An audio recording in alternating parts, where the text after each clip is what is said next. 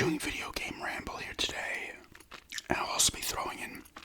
Someone asked a while back about, I think it was like top 5 games on systems, so I'll be rambling about video games, but also doing my top 5 on 2 systems today. The original Xbox and a Nintendo 64. I do not own all the top 5s. And admittedly, the original Xbox was a pain in the ass to even think of top 5 that I really like. Because I like a lot of Xbox games around the same. The Nintendo 64 is a little easier to decide on a top 5, but I've been playing some of White Day 2. It's pretty creepy. It has a creepy vibe to it. It's in 3 kind of parts. I guess you play as 3 different people or whatever. 3 different stories. I'm doing the first one. It's in a school that partially burned down. So I've been doing that. I only played maybe for about 45 minutes, an hour. But it's creepy, nice creepy vibe. It has a creepy vibe to it. It doesn't look incredible graphically, but it's serviceable. The voice acting is pretty weak. I'll probably switch it to, I think it's Korean. I'll switch it to that. It'll probably sound better. The voice acting probably sound better, but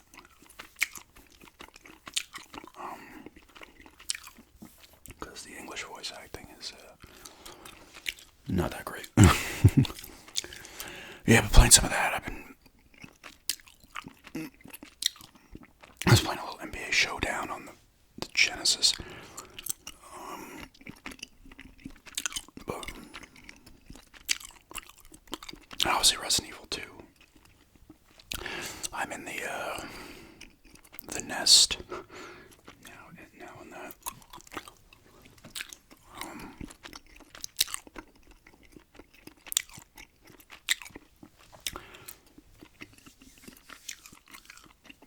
I do have an original Xbox pickup vid going up probably early next week if I do go and get Buffy. Spoilers. This weekend, I don't know, so maybe I'll push that back and just wait till I do get it. If it's there, if it's not, it's not. But like I've said a bunch of times now, when it comes to collecting, it's really just going to be PS5, original Xbox. Those 2 I'm going to go full. Not go nuts or anything, but those are the 2 I'm focusing on. And a third place is kind of boxed Genesis games, but that will be probably few and far between. And anything else, it's if a game I want, especially 1 or 2 of the top 5 Nintendo 64 games I'll talk about, I might pick those up. Other consoles, just here and there. If I want a game for the NES or PS2 or something, I'll grab it, but I'm not actively looking for games on those systems. Let me do the Xbox 5 for the top 5 first. I do have 3 of them. These 3 I definitely put in my top 5, and one of the 2 I don't own, I would. That 5th place could have been any game, really. There's so many games I like for the original Xbox. But,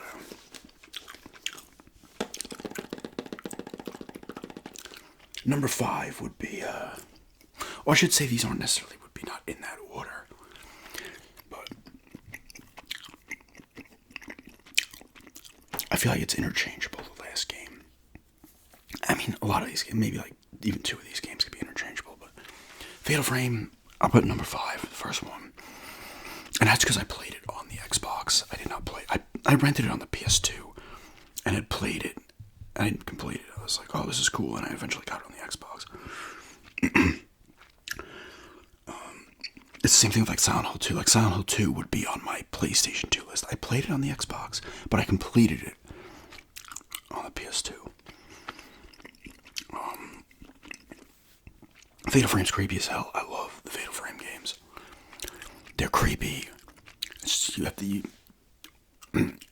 I think the first one, the girl you use in the first one, you also is one of the playable characters in 3. But you go to this a mansion type place, and you get the camera obscura, which takes pictures of ghosts, and that's your means of combat. you're finding better film in the game, and then it's stronger. So you're lining up a ghost, and these little things are going around the thing, getting to a higher shot. If you get it all the way and you get the shot right, it's the fatal frame. But certain films are more powerful, more damage to the enemy. You're also taking photos of random ghosts throughout that you'll get experience for. I think you can use it to like upgrade your camera and stuff like that. It's been a while. Generally, I love the survival horror. It depends on the person, right? Like, I think Fatal Frame is a little creepy as hell. Other people might not think that. There's people that think Dead Space is creepy as hell. I don't think it is. I like Dead Space games quite a bit. I don't think they're creepy. So with the survival horror, it's all the person, right? But I think the Fatal Frames are creepy. Ghosts will just pop up, and all of a sudden they'll pop up, and you gotta take him out. All of a sudden you're like, oh my god, I got the camera up. It's funny, on the one on the Wii U, Made in Blackwater, he used it. I think I did a gameplay of it. I don't know if it was on this channel or the original Buried Under Cliches channel, not the new one.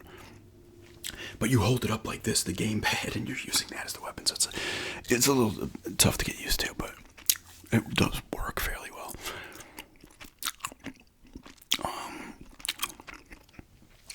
But it's just a really cool, creepy game. It looked really good. I think it's still, because I've seen, like, I think I watched a video on it somewhat recently, but I'm trying to think of the last time I actually played it. The first one. But they still hold up fairly well graphically. And you're finding clues about what happened, all this shit, you know. Really cool game. It's a creepy game. If you're into survival horror, well, I would say you pick it up, but they're expensive on the PS2 and the Xbox. They're expensive. You can find because Made in Blackwater was originally a Wii U exclusive, but it's now on the other consoles. You can download it. That one and the fourth one, which they now have released, that only came out in Japan on the Wii, I believe. And they have since, maybe in the past couple of years, you can download an Xbox or PlayStation. So those two are fairly cheap, like $40, $50. But the first three, they're gonna even used on either system's gonna be $70 to $100, if not more. That's number 5. You know, 4. I probably Dead to Rights. I've talked about Dead to Rights quite a bit.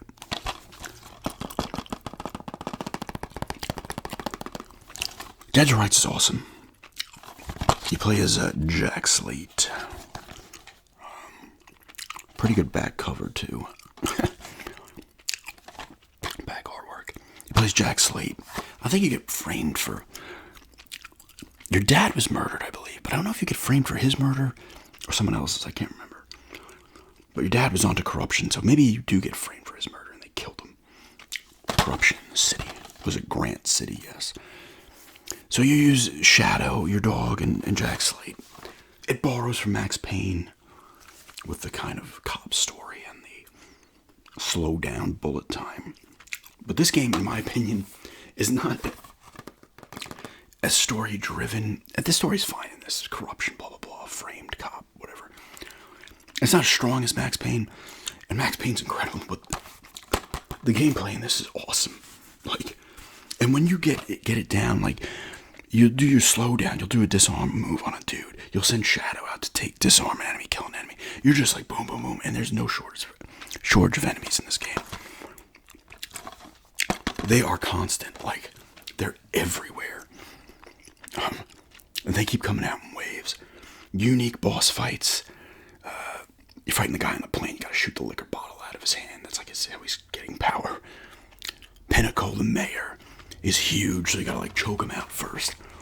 You fight the boxer in the gas chamber, so you have to like knock the mask off his face and put it on. There's good boss fights. Combat's fun. Like I said, once you're getting it down, it's like you're just like bullet time, boom, boom, boom, disarm move, Shadow, get people.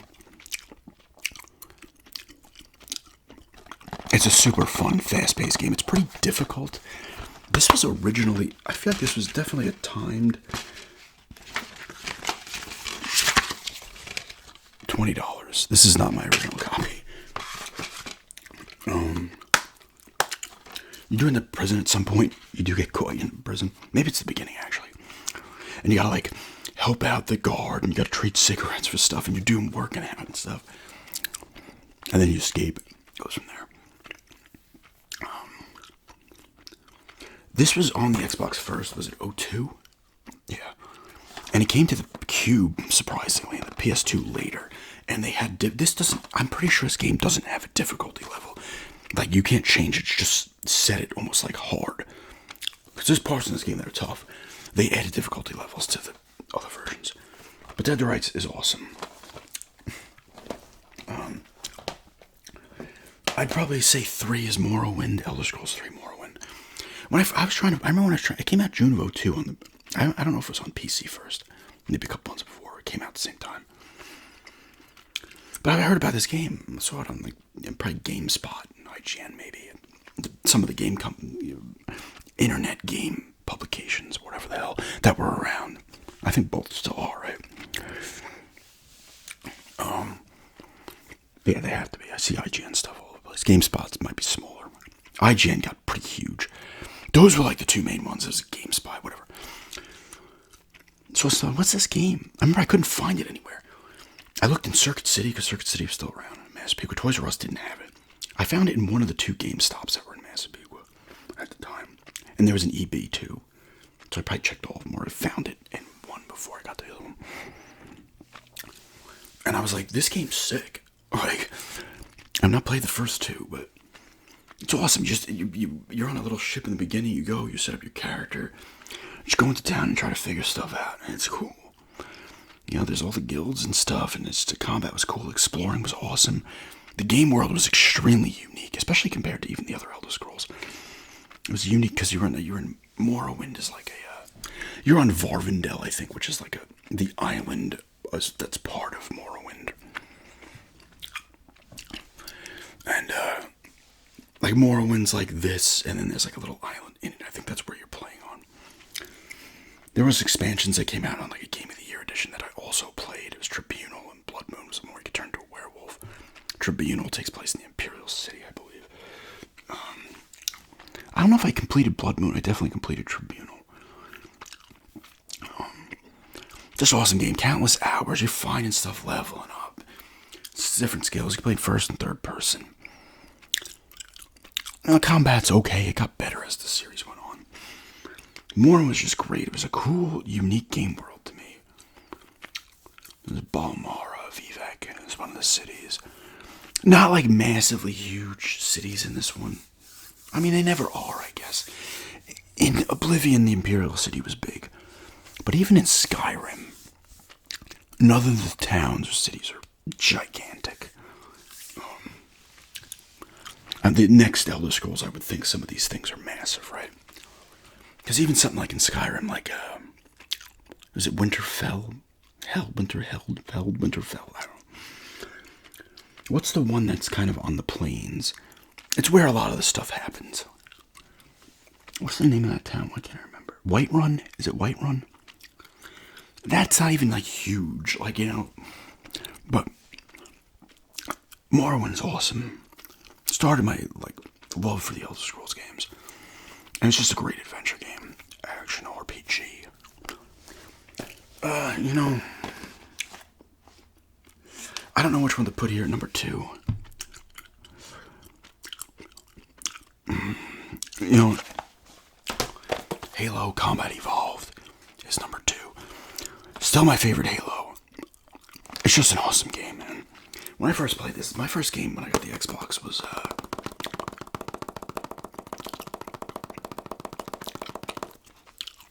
Max Payne, which is an awesome game. And I knew of Halo. It was a launch title. I was like, oh, it's a shooter, okay, whatever, maybe I'll get it at some point. But my friend was playing it. His brother had it. He played. He's like, dude, this game is sick. So he let me borrow it. And I was playing. I was like, this is awesome, man. Just such a cool game. You're Master Chief. It's funny in the beginning. You're on the ship, whatever it's called. And like, if you start shooting the other Marines, they'll be like, he's going nuts. They'll take you out. But the government starts attacking your ship. Awesome game. You're Master Chief. You end up on the Halo ring. And some of the, like, this corridor missions, it's a shooter, but this corridor stuff, but there's big open environments in this game. The Covenant are good AI, especially for standards back then. The AI was really good. The friendly AI was solid, and the enemy AI was too. It ended up being good in brute force as well. I remember when brute force came out, they were touting it as another Halo. I don't know why they did that. It was not even a first-person shooter. But combat was fun. You had to get used to the driving. At least I did at first, Warthog, but it works well when you get used to it. I said the Covenant are cool enemies. You're using Covenant weaponry. It was a USMNT weaponry. Different vehicles from both sides. The combat is just fun. It's a cool game. Music, the soundtrack is one of the best you can hear. So many classic titles. I miss the classic songs. It looked really good for the time. It still looks really good, honestly. They have since made the remastered version. Just an awesome game. I kicked it off. Still my favorite in the series. And number 1 is Star Wars Knights of the Old Republic.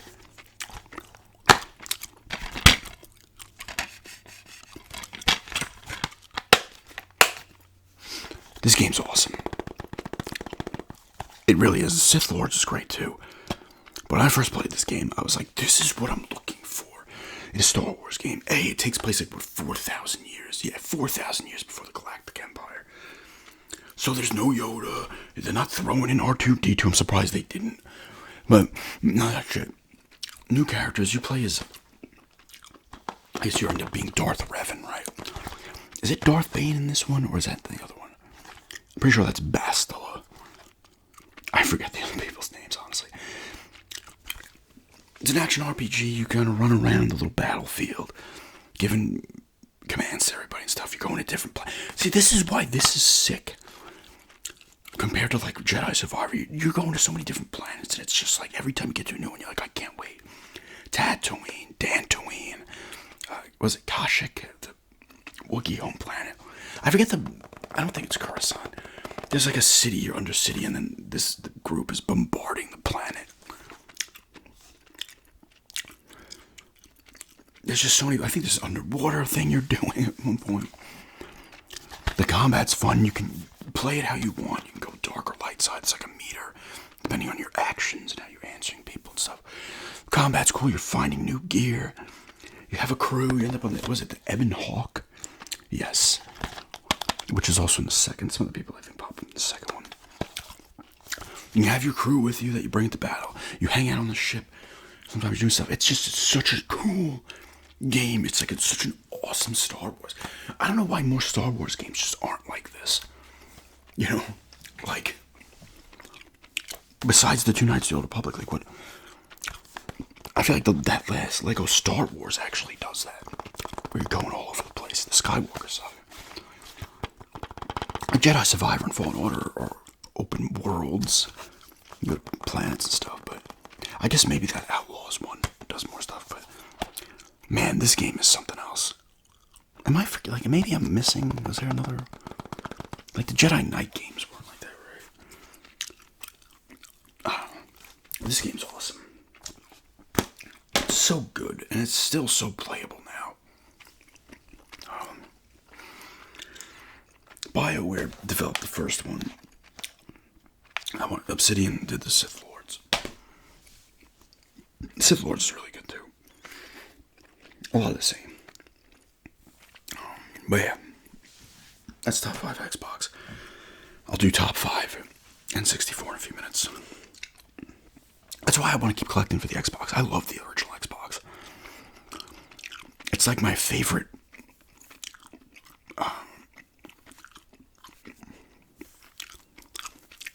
console from that generation. And I love the PS2. Cube's great. I even like the Dreamcast. But the Xbox is one I stuck with the longest. Because if you knew me during that era, I got a GameCube in '01. When it came out, like a day after it came out. Cube. The third-party stuff wasn't coming. They were delaying games left and right. I was getting pissed. In January, I got a Dreamcast this is January of '02. Dreamcast for $20. At this point, used Dreamcasts were $20. Not even 2 full years. No, 3 full years before it came out. I got that. I got Code Veronica, Resident Evil Code Veronica. Loved it. got a couple other games as well. Vanishing Point, Soul Reaver, Soul Calibur, a friend gave me. Shenmue, I had one or two more. I bought Sword of Berserk from a friend. That was a great game. But the Xbox I got in March of '02, ended up selling my cube because I ended up playing the Resident Evil remake I was waiting for. I played that. Rogue Squadron at the time. I ended up getting more cubes and PS2s along the way. But I had my original Xbox from March of '02 to like April or May of '05. And then I traded that in. Got a ton of credit. Got another GameCube at the point with games. I got like F-Zero, Wind Waker. I think I got like $100 trade-in for the Xbox itself. Had a couple of games. And the cube was only $100 new at the time. And it came with, and maybe it just came with the 2 games. It was like a swap. I think because I remember getting F-Zero GX, and maybe it's like get the system, get 2 free games, and Wind Waker. It was nuts. Because the cube wasn't selling well, and this is also, by this point, it's '05, right?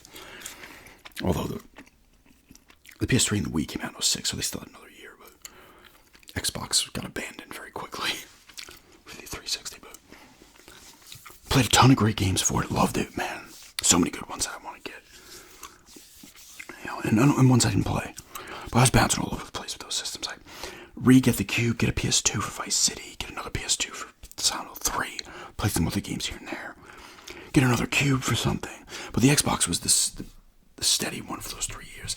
Then I had that cube for a bit. Then I had nothing but like an original PlayStation randomly, and I was playing the first Silent Hill. Then I got a PS2 again in early '06.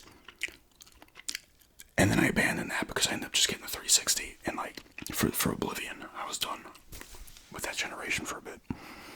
But I love that original Xbox. It's just an awesome system. Custom soundtracks on some games. Had power. It was a PC, pretty much, as a home console. But anyway, let me end this with the top 5. I only own one of the top 5. My top 5 Nintendo 64 games. I do want to rebuy 2 of them. Now I'm trying to think of what number 5 would realistically be. They're all so good. This is the problem.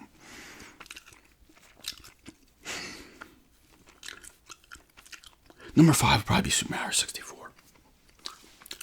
That's not one of the ones. I'll tell you the ones I want to repurchase. That I have not owned, I think, since my original Nintendo 64. I tried to maybe pick him up to test him and sell him, but years ago. Super Mario 64, when I first saw Super Mario 64, my jaw dropped. I think I've told the story a million times. I'm hooking it up. At this point, I was used to the RF switch. So the AV cable, I just plug it in. I'm like, my mom and I are sitting there. My mom and I are sitting there. I'm like, why can't I see the game? I hear it, can't see it. And we're like, what the fuck? Didn't realize you have to switch it. We called up the thing. They're like, oh, we've been getting this call a ton. A lot of people aren't used to the AV cable. All you do is switch to input 2. I was like, oh, thanks. Because my mom's like, I want to see what this looks like, you know? And all of a sudden we turn it on. Even though she was like, oh my God, this looks incredible. I was like, holy shit. Yes, this is incredible. You start playing it. You're like, this is the best thing I've ever played in my life. This set the stage, right? It's 3D. You were losing shit. I remember I used to bring friends up. We'd get high. Because when I was a senior in high school when I got the Nintendo 64. I'd be, yo, you guys gotta see this. And we're up there playing. Everybody's like, oh my God. Games don't do that to me anymore the way they used to back then. You're like, and now you're just like, cool. Then you were just like, oh my God. But it was so great. The gameplay was so great. Everything about it was great. Nintendo rarely, if ever, messes up Mario. And this game was incredible. It still looks pretty good, honestly. Just you go into your different worlds and stuff. You jump through the paintings in the castle. And you go to these different areas and stuff. Mario 64 was incredible. Number 4, Star Fox 64. This is one of the ones I want to rebuy. Star Fox 64 is awesome. And that's the kind of game where I could rebuy it and play it because it's a short game. But I used to play it constantly because I keep trying to get a better score than I got, right? shooting all the enemies, doing everything right. Once again, your Star Fox team. You got Falco, Slippy, Peppy. You're fighting Andros. You start off with Canary, go from there. You can take branching paths if you do certain things in a level. You can like go off to a different path.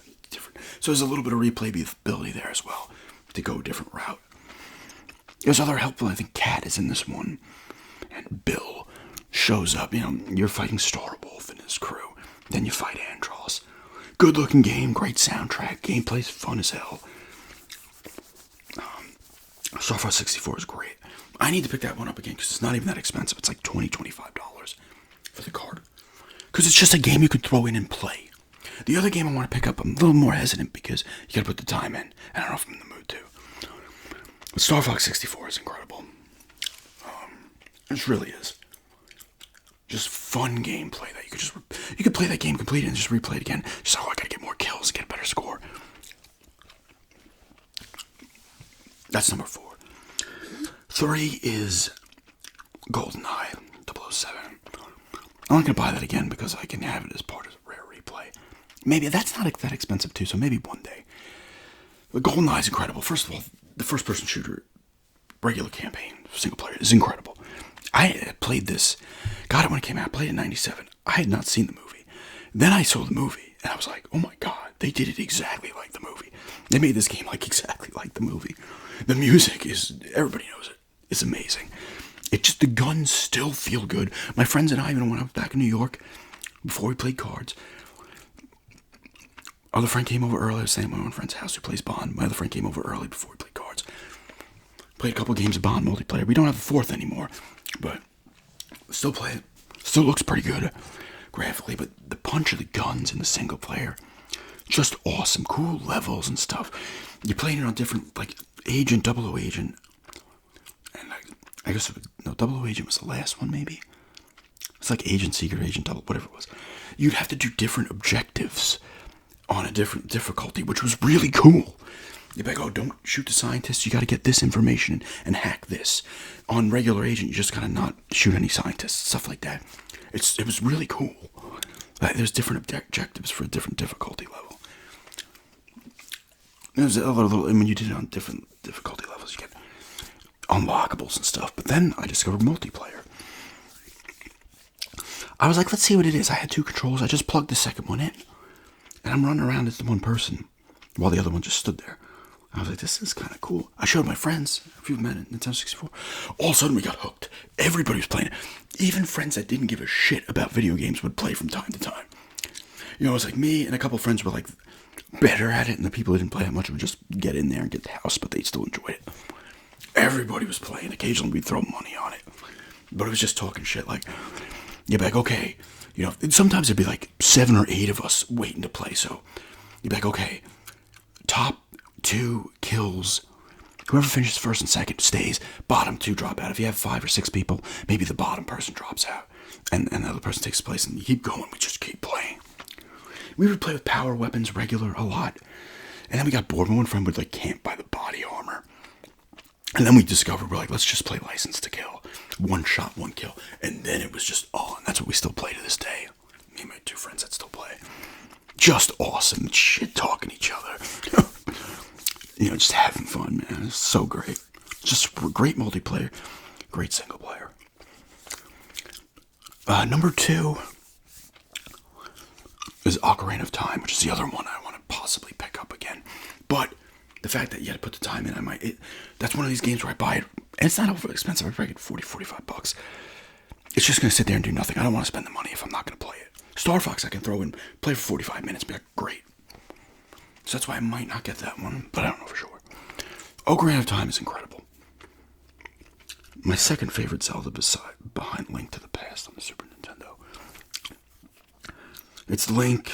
You're playing as young Link, old Link. You have the ocarina. You play the Song of Time and other tunes to do things. It's different areas, pretty big world.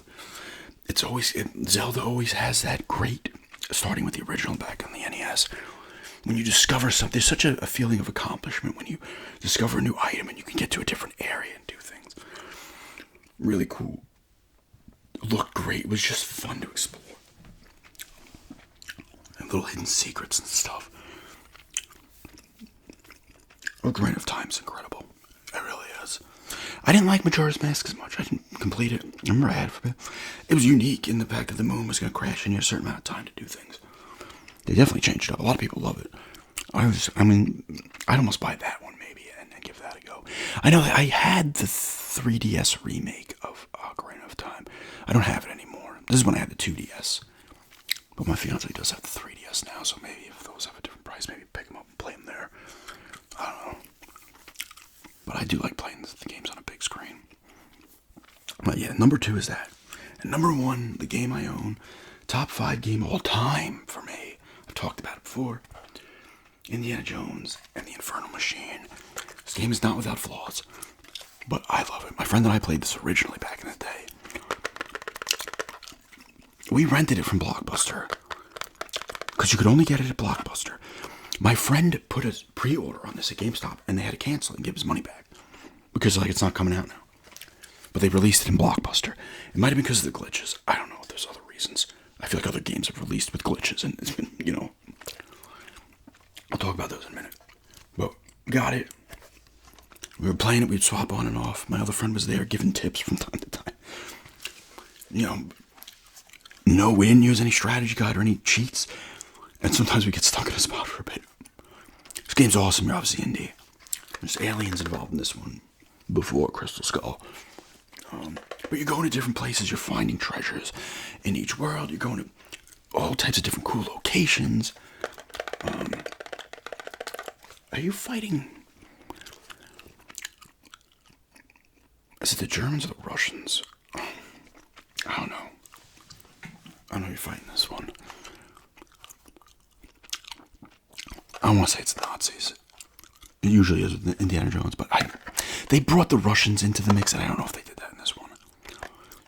I can't remember. But it was just awesome. Like, the guy who voiced Indy was really good too. Graphically, it looked great. It was just cool using the whip, getting machetes, guns, other stuff. There's snakes, regular enemies, humans.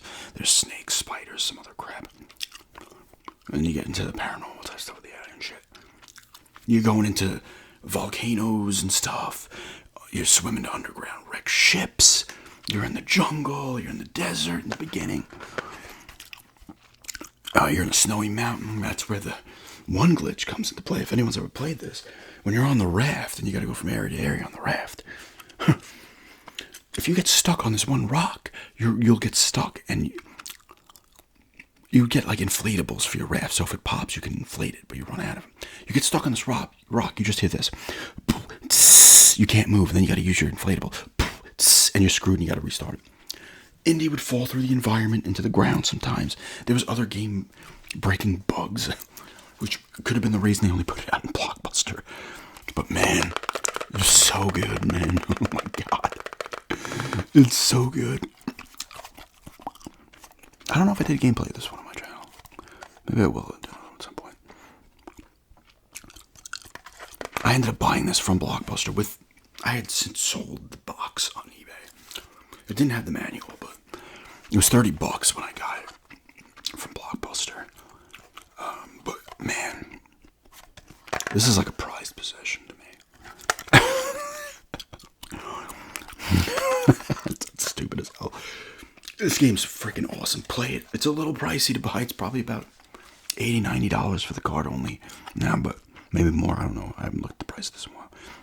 It's such a cool adventure game, though. It's just so cool. I love indie games. That's why I can't wait for the Great Circle to come out for the PS5 in the spring.